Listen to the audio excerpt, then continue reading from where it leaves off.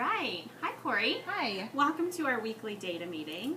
I wanted to start off by revisiting what we talked about last week. So what were your findings last week and what was the results? So last week we looked at the students' mid-unit assessments, and we specifically looked at their written response, and we looked at how they were using evidence to support analyzing a character's feelings.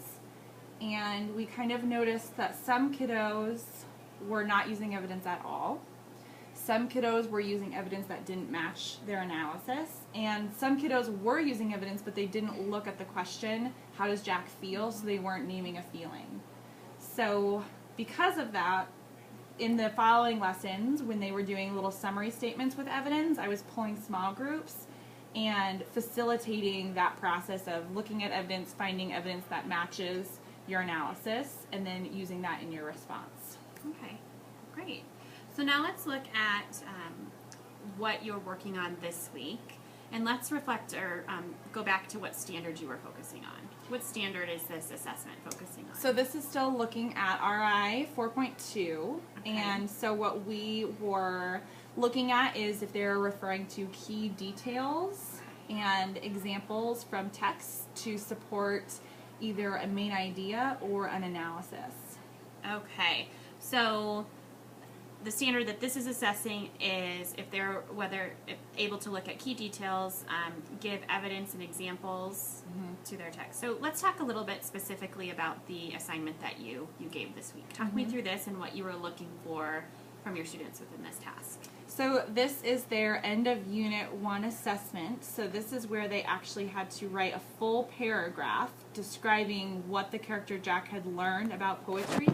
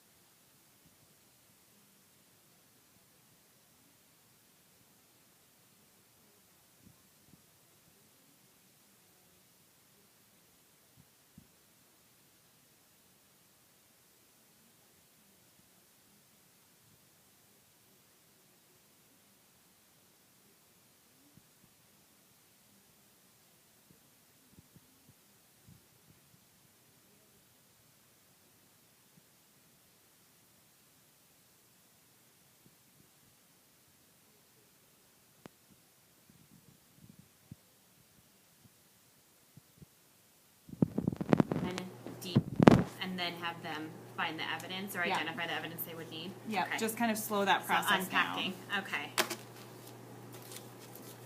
Okay, and then how about for your group that is attempting to paraphrase, but they don't have... But they're just not quoting yet. Yep. What's your next step for that group? I'm just trying to figure out which group that is. I think that group just needs to kind of interact with the text a little bit more and to just get used to that kind of practice of making an analysis and then going in and writing it. Like this person did, Jack used imagery, and they're saying, for example, and I think that they're saying colors here. Okay. Which is true. If they had just gone and found that part and used that quote, like that would have been great. And this person, Jack, used free verse. He also used rhyme and rhythm. So this person they're like right there, and they've got the idea of using, for example, but maybe we just need to actually go back through this graphic organizer and say, instead of saying, for example, and then writing colors, let's just go find that. And maybe you can write in your graphic organizer page 31 so you know where to look when you're writing your paragraph. So even though that they have different means, what you're describing sounds like a similar reteach of For both of them? scaffolding of what's your analysis statement, and then let's go into the text and find the evidence. This one is just more find the specific quote that you want to use, but it's the same skill that you're teaching for them to do. Yeah, I guess that's true.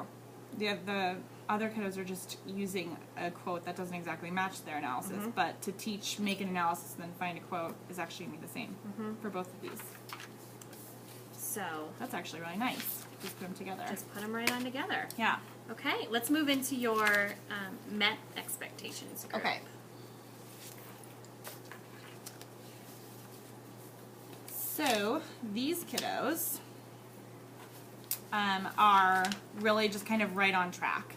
They are able to say something that happened. They are able to say an analysis. This person said, Jack used onomatopoeia. My evidence is on page 26 above that dog. It said, quote, bark, bark, barking. He said, so he's able to give those exact details that are matching. These kiddos aren't doing anything more than that. For what I mean by that, they're not using multiple pieces of evidence to support anything. And they're also not making a statement, adding evidence, and then kind of going further to explain that evidence. So that's why they're just kind of at a meeting right now, the difference between meeting and exceeding. But this person, you can kind of see they did exactly that process. One thing Jack learned was how to write imagery. For example, in one of his poems, he used the words, quote, big and small, fat and skinny. Jack also learned how to write a concrete poem. Some of the words he used to describe the dog were, quote, leg, leg, leg, body, body, body. So they're really kind of spot on of like naming an analysis and then matching it with evidence. Okay. So for your next steps for this group, you're wanting to see them use multiple pieces of evidence and then also to explain how the evidence connects to their analysis? Yeah, I think that this group could be ready to say, one thing Jack learned was how to write imagery. For example, in one of his poems, he used words big and small, fat and skinny. And then the extension would be a following sentence that said, these words helped the reader picture the dogs. Okay. To really actually name, this is why this quote matches imagery. Okay. So I think that that's kind of where this group is, and they're using multiple pieces of evidence to support a statement, and so I think that's where this group could go. Okay. Yep. So is this during one-on-one conferences? Are you going to pull them for a small group reteach? What are you thinking your instructional move will be? I kind of want to pull them, and because for all of these groups I really want them to interact with this. I want them to interact with this text to have kind of a concrete item to work with, and so I almost want them to sit down with this, and maybe I can give them a piece of paper, and that piece of paper can all be like extension sentences.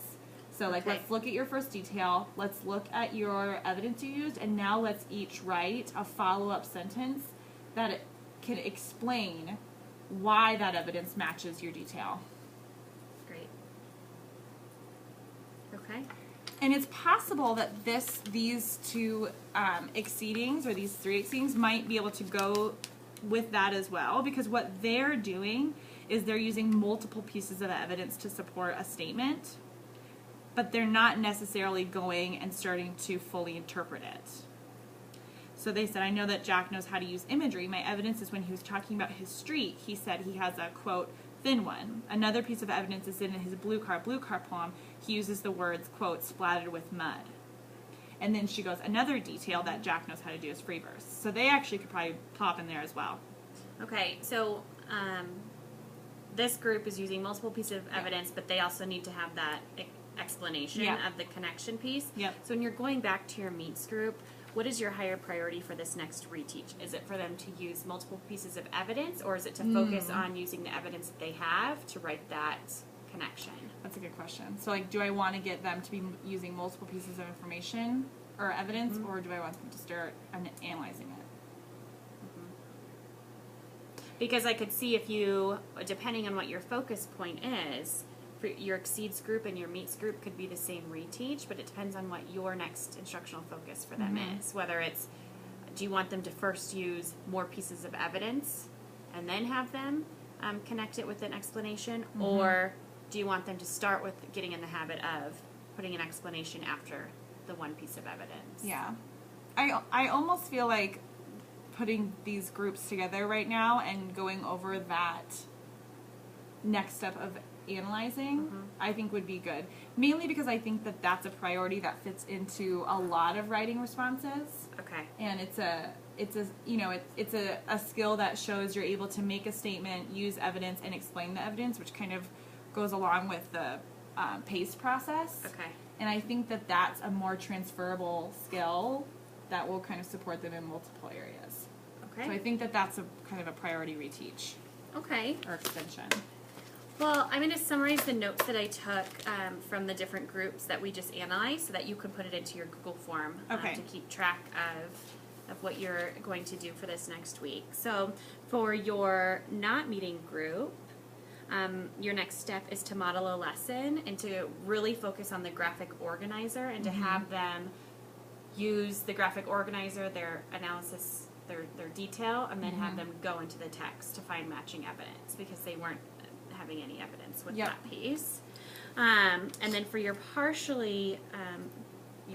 meeting group, even though you notice 2 sub-skills, it's the same reteach of identifying what the analysis statement is and then going into the book to identify the evidence that goes with their analysis statement. And so the difference between those groups is one is your scaffold is graphic organizer. Yep. This group, it's within the paragraph. Yep. And then for your meets and exceeds group, it is to have the explain the evidence that they've put. So they have their analysis statement, they have the evidence, but now your next step is to include an extension. You had mentioned including an extension paper for them to then create the sentences to explain that evidence. Yep. Okay. Yep, and I think looking at next week's lesson plans, the part that I think that this fits in best is they have to name what inspired Jack using evidence from the book to answer. We have a lot of text-dependent questions that they kind of go through, and so they get to kind of make their own claim of what they think truly inspires Jack, and they might say something like his teacher or his dog or the poets that write the poems that he reads. But the big piece is that they have to have evidence from the text that supports that, because we're going to go into a literary discussion where they kind of make a statement. So that's where I think I'll probably use this as the reteach guide, but then looking at these coming lessons, that's where I think I can pull those kiddos who are still in the not meeting or partially meeting and help them go through that process a little bit more scaffolded. Okay. Yeah. But within a new context. Yes, exactly. Right? Yep. Okay. Well, thank you. Okay, thanks.